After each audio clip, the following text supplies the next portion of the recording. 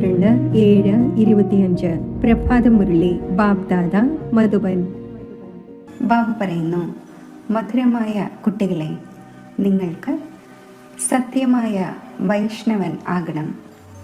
സത്യമായ വൈഷ്ണവൻ ഭോജനത്തിൻ്റെ പഥ്യത്തോടൊപ്പം പവിത്രവും ആയിരിക്കുന്നു.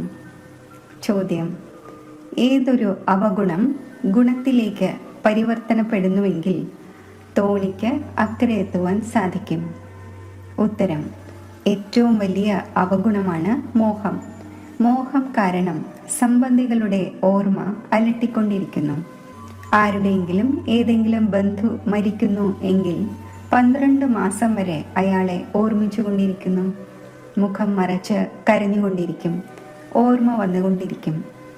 അതേപോലെ ബാബയുടെ ഓർമ്മ അലട്ടുകയാണെങ്കിൽ, രാവും പകലും നിങ്ങൾ ബാബയെ ഓർമ്മിക്കുകയാണെങ്കിൽ നിങ്ങളുടെ തോണി അക്കരെ എത്തും.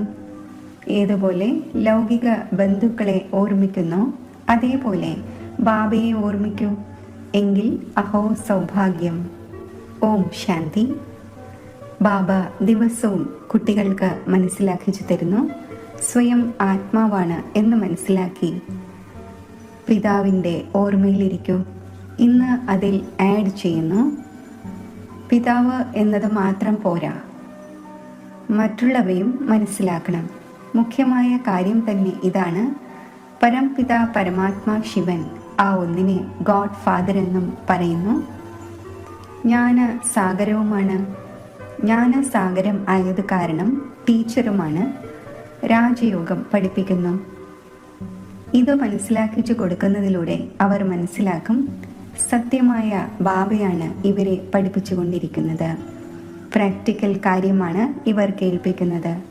ആ ഒന്ന് സർവരുടെയും അച്ഛനുമാണ്, ടീച്ചറുമാണ്, സദ്ഗതി ദാതാവുമാണ്.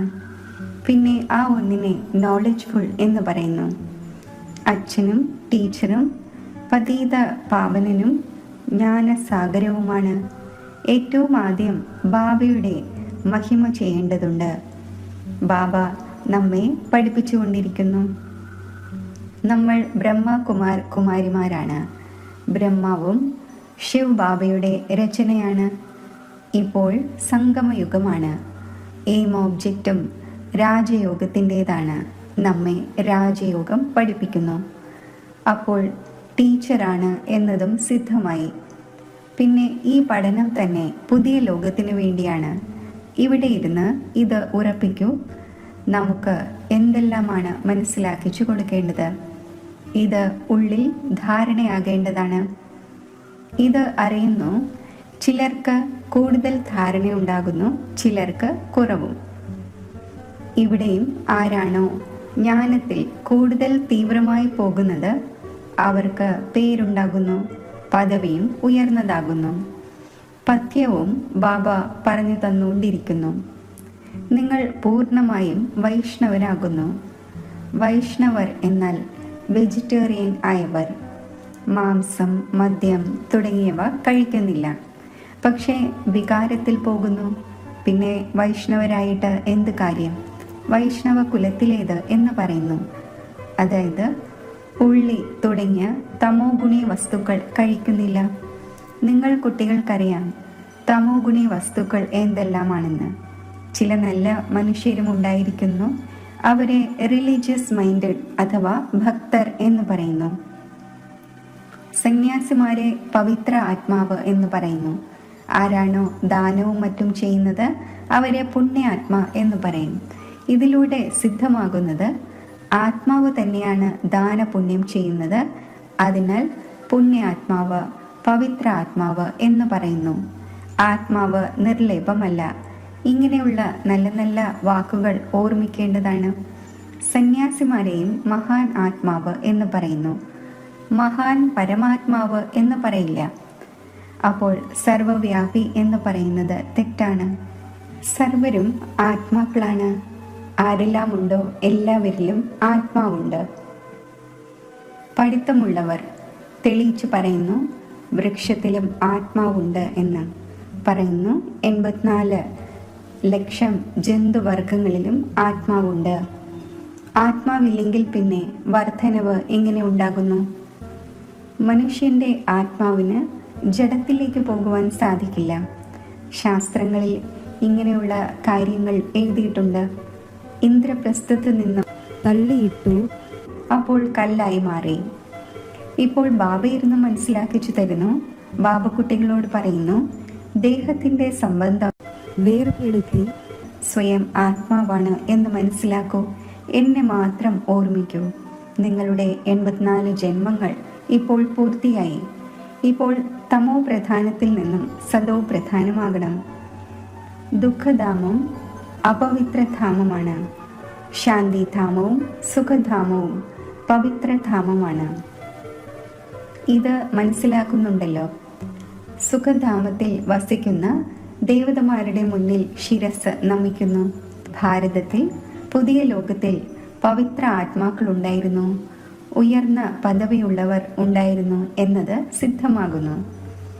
ഇപ്പോഴാണെങ്കിൽ പാടുന്നുണ്ട്, നിർഗുണനായ എന്നിൽ ഒരു ഗുണവുമില്ല എന്ന്. അങ്ങനെ തന്നെയാണ്, ഒരു ഗുണവുമില്ല. മനുഷ്യരിൽ മോഹവും വളരെയധികമുണ്ട്. മരിച്ചു പോയവരെയും ഓർമ്മിച്ചു കൊണ്ടിരിക്കുന്നു. ബുദ്ധിയിൽ വരുന്നു, ഇത് എൻ്റെ കുട്ടിയാണ്. പതി അഥവാ കുട്ടി മരിച്ചുവെങ്കിൽ അവരെ ഓർമ്മിച്ചു കൊണ്ടിരിക്കുന്നു. സ്ത്രീ 12 മാസം വരെ നല്ല രീതിയിൽ ഓർമ്മിക്കുന്നു. മുഖം മറച്ച് കരഞ്ഞുകൊണ്ടിരിക്കുന്നു. ഇങ്ങനെ മുഖം മറച്ച് നിങ്ങൾ രാവും പകലും ബാബയെ ഓർമ്മിക്കുകയാണെങ്കിൽ തോണി തന്നെ അക്കരെ എത്തുമായിരുന്നേനെ. ബാബ പറയുന്നു, ഏതുപോലെയാണോ പതിയെ നിങ്ങൾ ഓർമ്മിച്ചു കൊണ്ടിരിക്കുന്നത്, അതേപോലെ എന്നെ ഓർമ്മിക്കൂ. എങ്കിൽ നിങ്ങളുടെ വികർമ്മം വിനാശമാകും. ബാബ യുക്തികൾ പറഞ്ഞു തരുന്നു, ഇങ്ങനെയെല്ലാം ചെയ്യൂ എന്ന്. കണക്ക് നോക്കാറുണ്ട്. ഇന്ന് ഇത്രയും ചിലവായി, ഇന്ന് ഇത്രയും നേട്ടമുണ്ട്. ബാലൻസ് ദിവസവും എടുക്കുന്നു, ചിലർ മാസം തോറും എടുക്കുന്നു. ഇവിടെയാണെങ്കിൽ ഇത് വളരെ ആവശ്യമാണ്. ബാബ വീണ്ടും വീണ്ടും മനസ്സിലാക്കിച്ചു തന്നിട്ടുണ്ട്. ബാബ പറയുന്നു, കുട്ടികളായ നിങ്ങൾ സൗഭാഗ്യശാലിയും സഹസ്ര ഭാഗ്യശാലിയും കോടി ഭാഗ്യശാലിയും പദമം അരബ് ഖരബ്, അതായത് 100 ലക്ഷം കോടി, 100 കോടി, 1000 കോടി ഭാഗ്യശാലികളാണ്. ഏത് കുട്ടികളാണോ സ്വയം സൗഭാഗ്യശാലിയായി മനസ്സിലാക്കുന്നത്, അവർ തീർച്ചയായും നല്ല രീതിയിൽ ബാബയെ ഓർമ്മിക്കുന്നുണ്ടാകും. അവർ തന്നെ റോസാ പുഷ്പമാകുന്നത്. ഇത് നക്ഷലിൽ സംക്ഷിപ്തമായി വിശദീകരിക്കേണ്ടതുണ്ട്. ആകേണ്ടത് സുഗന്ധ പുഷ്പമാണ്. മുഖ്യമായത് ഓർമ്മയുടെ കാര്യമാണ്. സന്യാസിമാർ യോഗം എന്ന വാക്ക് പറഞ്ഞിട്ടുണ്ട്. ലൗകിക അച്ഛൻ എന്നെ ഓർമ്മിക്കൂ എന്ന് പറയുകയോ എന്നെ ഓർമ്മിക്കുന്നുണ്ടോ എന്ന് ചോദിക്കുകയോ ചെയ്യുന്നില്ല. അച്ഛന് കുട്ടിയുടെയും കുട്ടിക്ക് അച്ഛൻ്റെയും ഓർമ്മ ഉണ്ടായിരിക്കുക തന്നെ ചെയ്യുന്നു. ഇതൊരു നിയമമാണ്. ഇവിടെ ചോദിക്കേണ്ടി വരുന്നു, കാരണം മായ മറവി വരുത്തുന്നു. ഇവിടെ വരുന്നു, മനസ്സിലാക്കുന്നു, നമ്മൾ ബാബയുടെ അടുക്കൽ പോകുന്നു. അപ്പോൾ ബാബയുടെ ഓർമ്മ ഉണ്ടായിരിക്കേണ്ടതാണ്. അതിനാൽ ബാബ ചിത്രവും ഉണ്ടാക്കുന്നു. അപ്പോൾ അതും കൂടെ ഉണ്ടായിരിക്കണം. ആദ്യം എല്ലായ്പ്പോഴും ബാബയുടെ മഹിമയിൽ തുടങ്ങും.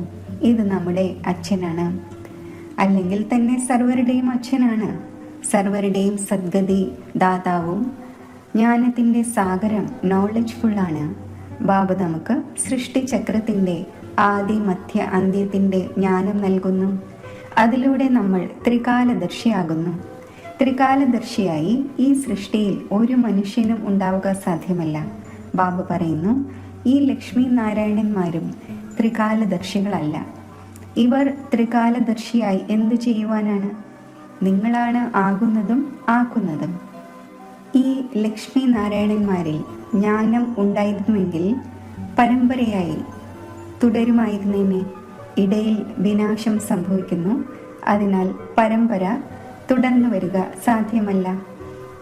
അപ്പോൾ കുട്ടികൾക്ക് ഈ പഠനം നല്ല രീതിയിൽ സ്മരിക്കേണ്ടതുണ്ട്.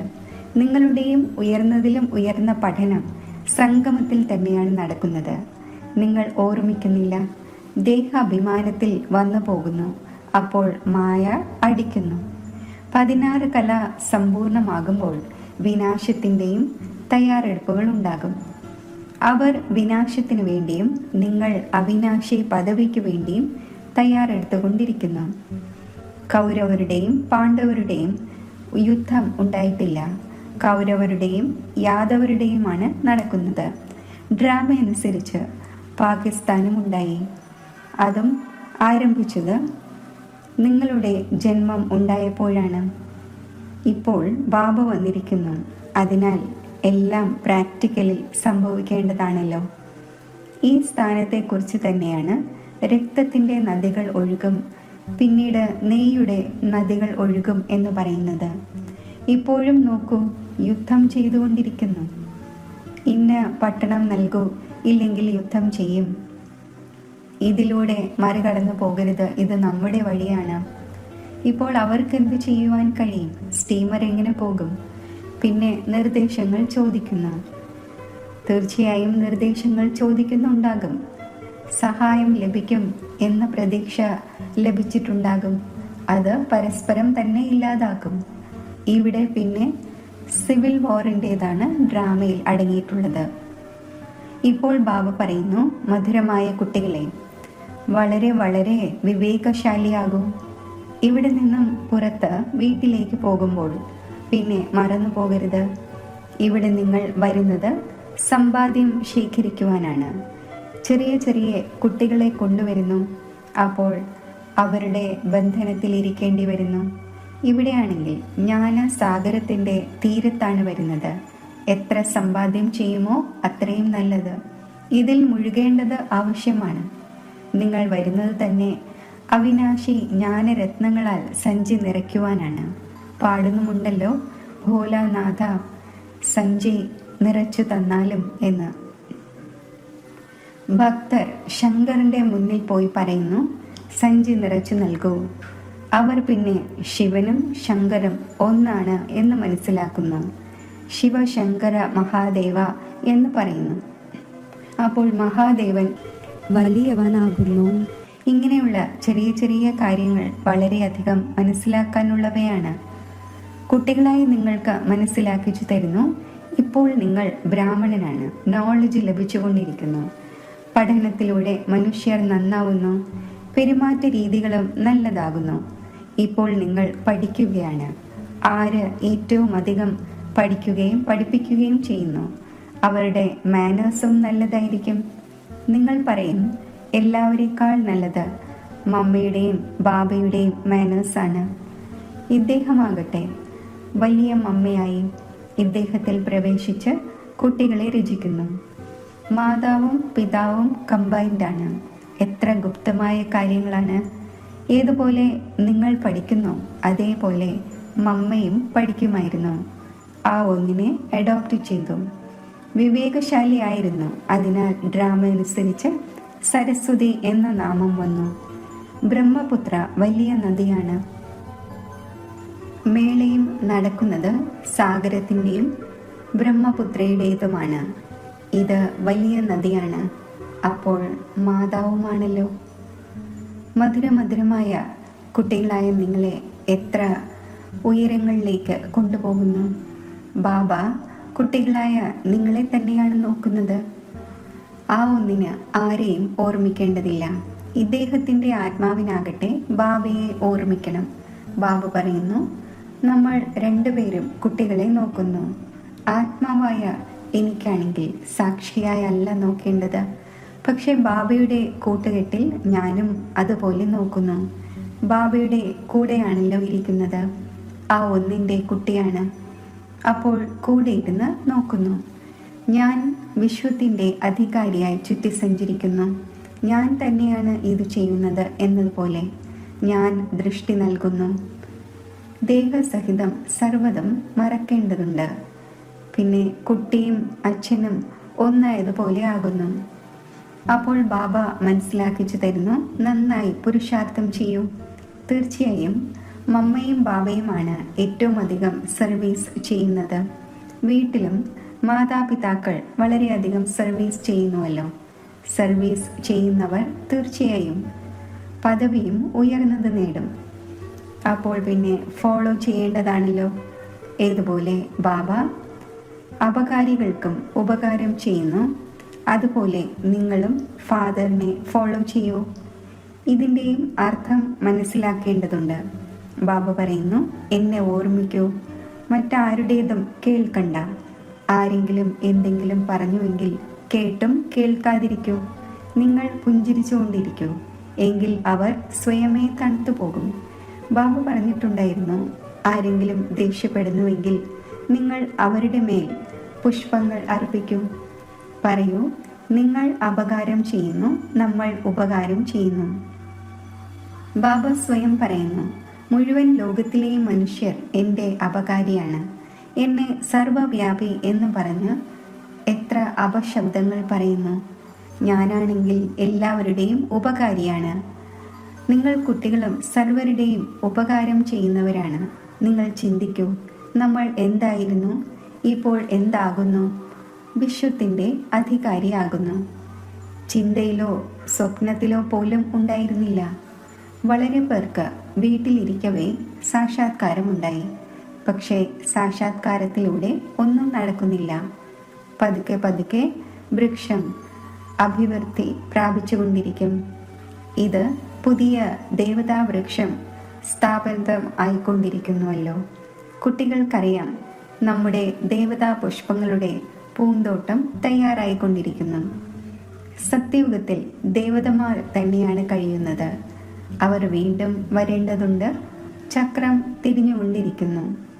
84 ജന്മങ്ങളും അവർ തന്നെയാണ് എടുക്കുന്നത്. മറ്റ് ആത്മാക്കൾ പിന്നെ എവിടെ നിന്ന് വരും? ഡ്രാമയിൽ ഏതെല്ലാം ആത്മാക്കളുണ്ടോ ആർക്കും തന്നെ പാർട്ടിൽ നിന്നും ഒഴിവാകാൻ സാധിക്കില്ല. ഈ ചക്രം തിരിഞ്ഞുകൊണ്ട് തന്നെ ഇരിക്കുന്നു. ആത്മാവ് ഒരിക്കലും ക്ഷയിക്കുന്നില്ല, ചെറുതോ വലുതോ ആകുന്നില്ല. ബാബ ഇരുന്ന് മധുരമായ കുട്ടികൾക്ക് മനസ്സിലാക്കിച്ചു തരുന്നു. പറയുന്നു, കുട്ടികളെ സുഖദായി ആകൂ. മാതാവ് പറയുന്നുവല്ലോ, പരസ്പരം അടിവഴക്കുകൾ കൂടരുത്.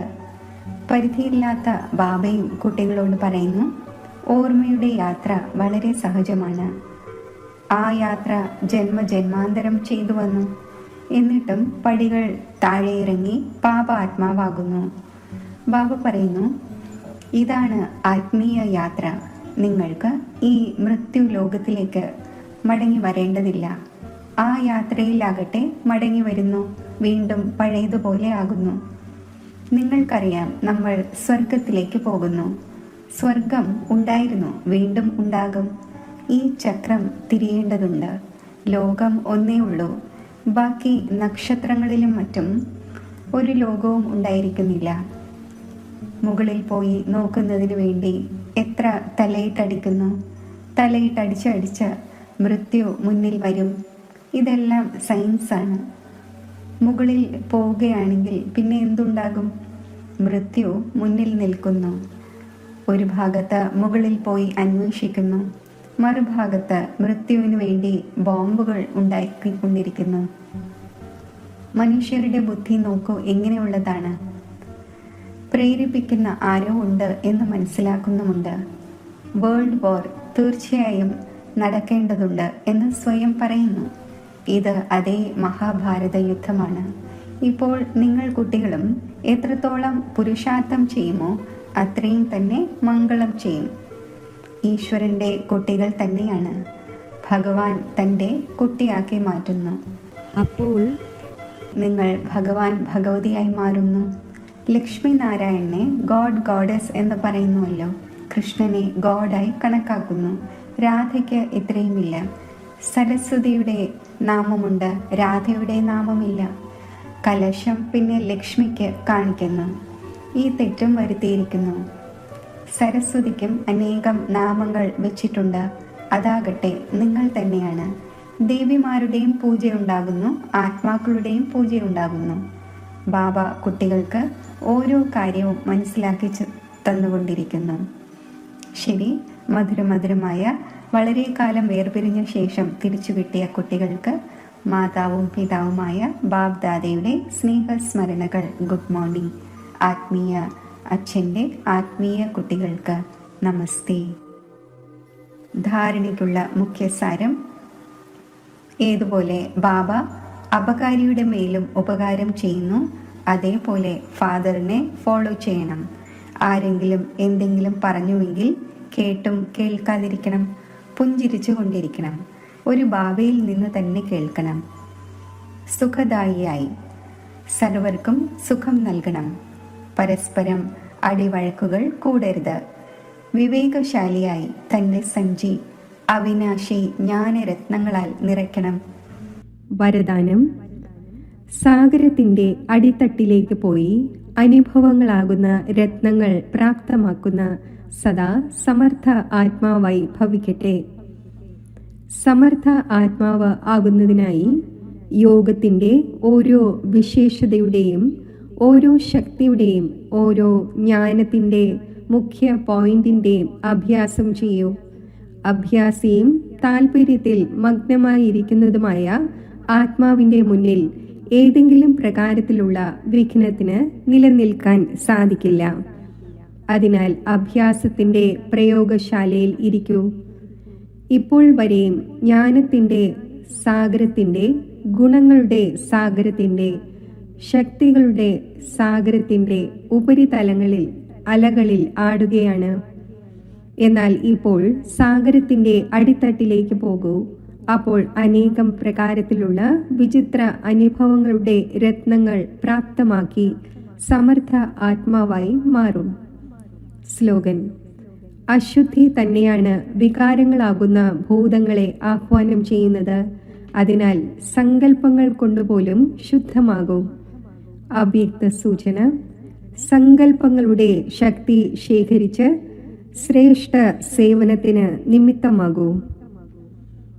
ഏതുപോലെ ബ്രഹ്മബാബ വിശേഷിച്ച് ശ്രേഷ്ഠ സങ്കല്പങ്ങൾ കൊണ്ട് കുട്ടികളെ ആഹ്വാനം ചെയ്തു, അതായത് രചന രചിച്ചു.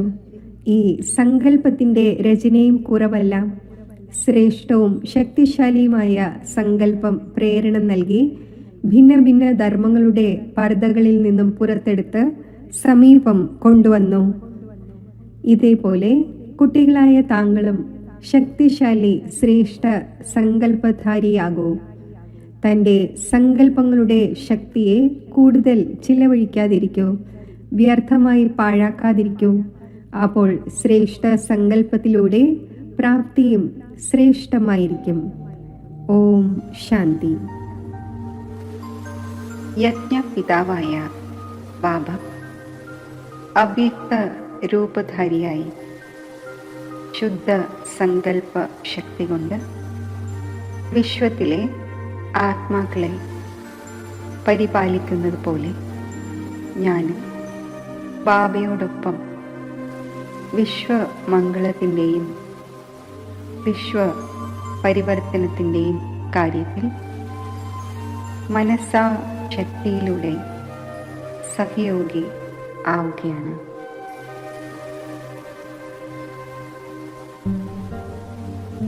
ബാബയുടെ സാന്നിധ്യം എന്നെയും അവ്യക്ത രൂപധാരിയാക്കുന്നു.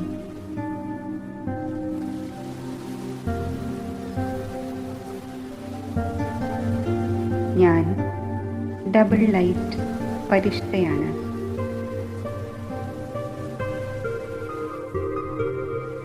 പ്രജ്വലിതമായ സൂര്യനിൽ നിന്നും പ്രകാശകിരണങ്ങൾ വ്യാപിക്കുന്നത് പോലെ ഡബിൾ ലൈറ്റ് ഫരിഷ്ഠയായ എന്നിൽ നിന്നും ആത്മീയ പ്രകാശരശ്മികൾ വ്യാപിക്കുകയാണ്.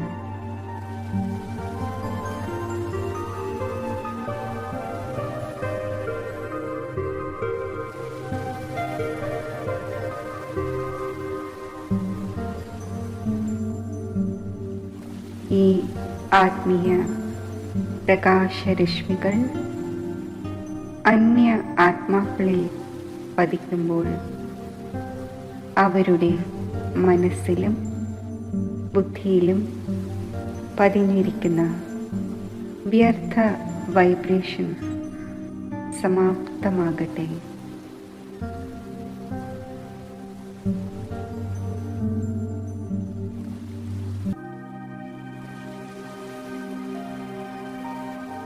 ഈ ശക്തിശാലി സ്പിരിച്വൽ വൈബ്രേഷൻസ് ഒരേ സമയത്ത് അനേകം ആത്മാക്കളുടെ മനസ്സിലും ബുദ്ധിയിലും ശാന്തിയുടെയും സ്നേഹത്തിൻ്റെയും മായാത്ത മുദ്ര പതിപ്പിക്കുകയാണ്.